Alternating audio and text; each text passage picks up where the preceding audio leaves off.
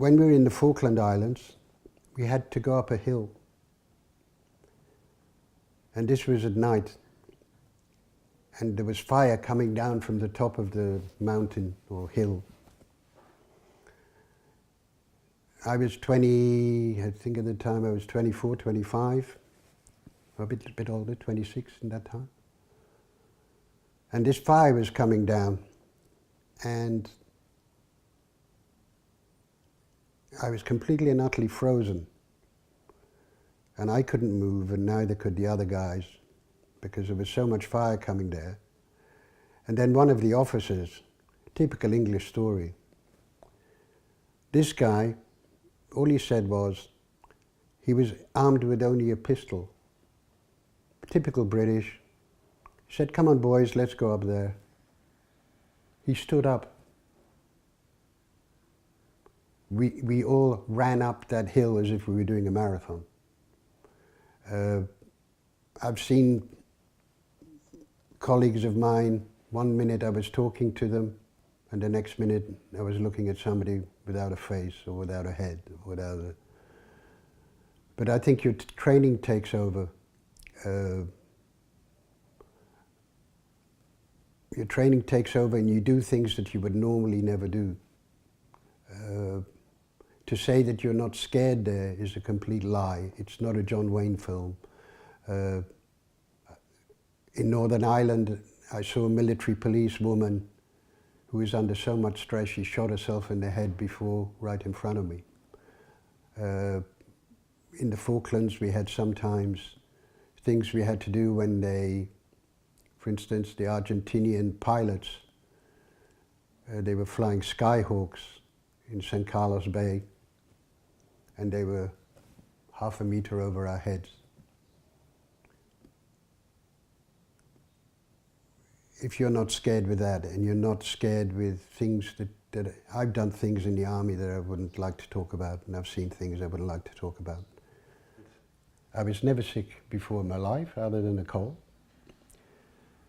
I've been a workaholic. I've never ever been sick or late or anything like that.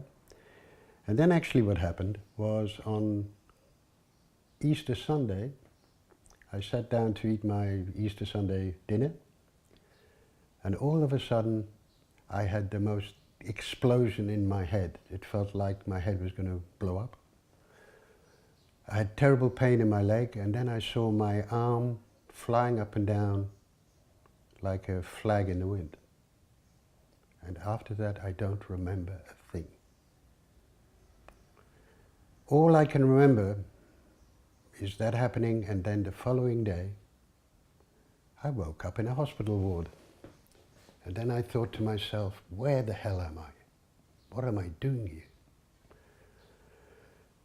I suppose they'd given me something, I didn't know what I had, I didn't know where I was, and then suddenly, as I then used to smoke a lot of cigarettes, I wanted to have a smoke.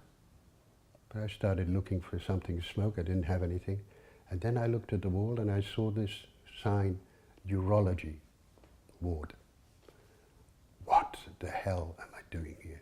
Why am I here? It was all very fading, didn't have any clue what was going on. It's a bit hard to say this, but I was completely and utterly out of it. Over the next couple of days, they gave me all different tests. I had CTI, MRE, another thing, another. I spent 5 days in the hospital. Nobody told me why I was there. My wife came to see me. I said, "What's wrong with me?" She didn't know. Nobody told me anything.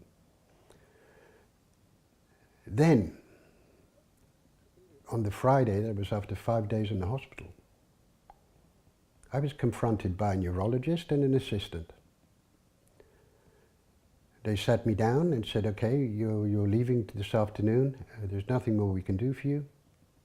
And I was looking a bit still under the effect of whatever medication they were giving me. And the neurologist said, "You have probable cerebral amyloid angiopathy." Okay, for me that sounded like some, I had no clue what she was talking about. And the other lady said to me, Miss Nakashian, you have to live your life extremely carefully. Okay, that was also a bit of a shock. What the hell is this? Then they said you have microbleedings. You have microbleedings. But the good thing is you don't have any tumors in your brain.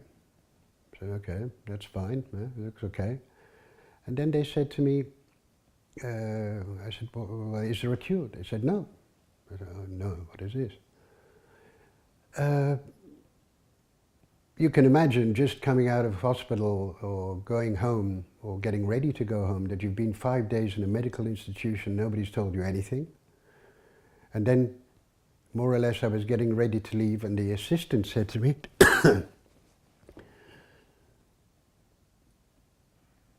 she said to me, but don't worry,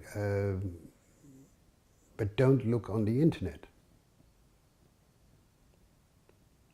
I said to myself, at that time I was still a bit under the influence, but to me that sounded completely alien because I've been working with the internet for the past 18 years. It is not something that you're going to tell a patient to do. That is completely and utterly irresponsible. And I went home. I got into bed, I stayed there for 2 days, I was completely in shock. And then what I did, the moment I felt a little bit able to move around, I went on the internet. I spent 3 months studying everything about this disease. The next thing I looked were the symptoms. And I said, Jesus, this is something that I've been feeling, and not only feeling after the thing, that I've been feeling already at my work already for around 6 months to a year before I actually had the stroke. I'd been getting memory loss. I'd been feeling not as energetic and as active as I was before. 2 weeks before I had the first stroke, I'd been feeling paralysis in my arm. When I drove the car one day, I tried to turn the wheel with the left hand. Nothing happened for about 2 seconds.